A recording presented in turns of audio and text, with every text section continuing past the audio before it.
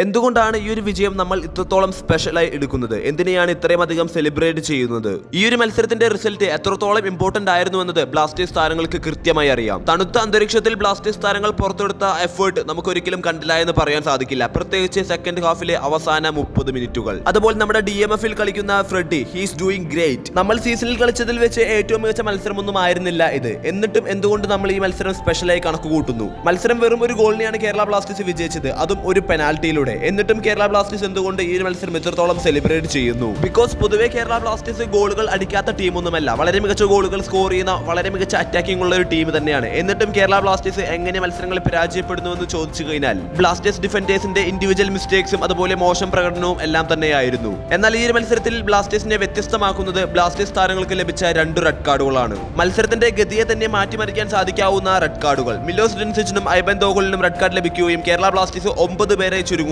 ചെയ്തു. പഞ്ചാബ് എഫ്സിക്ക് വേണ്ടി അവരുടെ ഒരേ ഒരു വിദേശ താരം മാത്രമേ കളിച്ചിട്ടുള്ളൂ എന്ന് പറയുമ്പോഴും 11 പേർക്കെതിരെ കേരള ബ്ലാസ്റ്റേഴ്സിന്റെ 9 പേരാണ് കളിച്ചത്. അതും സെക്കൻഡ് ഹാഫിന്റെ ഭൂരിഭാഗം സമയവും കേരള ബ്ലാസ്റ്റേഴ്സിന്റെ എല്ലാ താരങ്ങളും ഇറങ്ങി നിന്നുകൊണ്ട് ഡിഫെൻഡ് ചെയ്തതിന്റെ ഫലമാണ് കേരള ബ്ലാസ്റ്റേഴ്സിന്റെ ഈ ഒരു വിജയം. അതിൽ സ്ട്രൈക്കർ ആയാലും മിഡ്ഫീൽഡർ ആയാലും ഡിഫൻഡർ ആയാലും ഗോൾ കീപ്പർ ആയാലും എല്ലാവരും തന്നെ ഈ ഒരു മത്സരത്തിൽ ഡിഫൻഡേഴ്സ് ആയി മാറുന്ന കാഴ്ചയായിരുന്നു നമ്മൾ കണ്ടിട്ടുണ്ടായിരുന്നത്. ഈ ഒരു സീസണിൽ ഇൻഡിവിജ്വൽ മിസ്റ്റേക്കിൽ നിന്നും ഡിഫൻസീവ് എററിൽ നിന്നും ഏറ്റവും കൂടുതൽ ഗോളുകൾ കൺസിഡർ ചെയ്ത ടീമുകളിൽ ഒന്ന് അത് കേരള ബ്ലാസ്റ്റേഴ്സ് തന്നെയാണ്. അതും സില്ലി മിസ്റ്റേക്കുകളിൽ നിന്ന് ഈ ഒരു ടീമാണ് 30 മിനിറ്റ് ഡിഫെൻഡ് ചെയ്തുകൊണ്ട് വിജയം സ്വന്തമാക്കുന്നത്. And this makes this match so special. ഈ ഒരു മത്സരത്തോടുകൂടി കേരള ബ്ലാസ്റ്റേഴ്സിന്റെ ഡിഫൻസിലെ പ്രശ്നങ്ങൾ മാറി എന്ന് ഞാൻ പറയുന്നില്ല.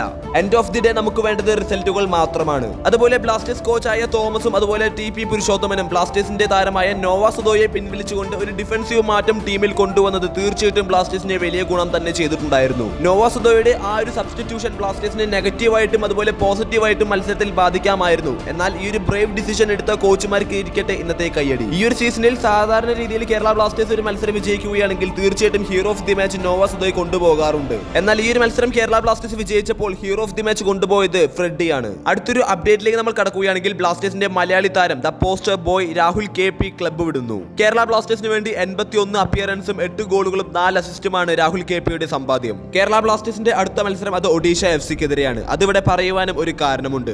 രാഹുൽ KP ബ്ലാസ്റ്റേഴ്സിൽ നിന്ന് ഒഡീഷ FCയിലേക്ക് ലൊബേറിയയുടെ ഒഡീഷ FCയിലേക്കാണ് നിലവിൽ സൈൻ ചെയ്തിട്ടുള്ളത്. ദാറ്റ് മീൻസ് കേരള ബ്ലാസ്റ്റേഴ്സിന്റെ അടുത്ത മത്സരത്തിൽ രാഹുൽ KP ബ്ലാസ്റ്റേഴ്സിനെതിരെ കളിച്ചേക്കാം. ഉറപ്പിച്ച് പറയുന്നില്ല, പക്ഷേ there is a chance. ബ്ലാസ്റ്റേഴ്സിന്റെ വിദേശ താരമായ DMF റോളിൽ കളിച്ചുകൊണ്ടിരിക്കുന്ന കോയിഫും ബ്ലാസ്റ്റേഴ്സ് വിടുവാൻ പോകുന്നു എന്ന് നിലവിൽ ഫുട്ബോൾ എക്സ്ക്ലൂസീവിന്റെ റിപ്പോർട്ട് നിലവിൽ പുറത്തു വന്നിട്ടുണ്ട്. ജനുവരി ട്രാൻസ്ഫർ വിൻഡോയിൽ 3 മാറ്റങ്ങളായിരിക്കും കേരള ബ്ലാസ്റ്റേഴ്സ് കൊണ്ടുവരിക എന്നാണ് മനസ്സിലാക്കാൻ സാധിച്ചത്. 2 ഇന്ത്യൻ താരങ്ങളെയും അതുപോലെ ഒരു വിദേശ താരത്തെയും ടീമിലേക്ക് എത്തിക്കുമെന്നാണ് നിലവിൽ മനസ്സിലാക്കാൻ സാധിക്കുന്നത്. എന്തായാലും ഈ മത്സരത്തെ പറ്റിയും അതുപോലെ ഈ ന്യൂസുമായി ബന്ധപ്പെട്ട നിങ്ങളുടെ വലിയ അഭിപ്രായങ്ങൾ താഴെ പ്രതീക്ഷിക്കുന്നു. എന്തായാലും ചാനൽ സബ്സ്ക്രൈബ് ചെയ്യുക. നന്ദി.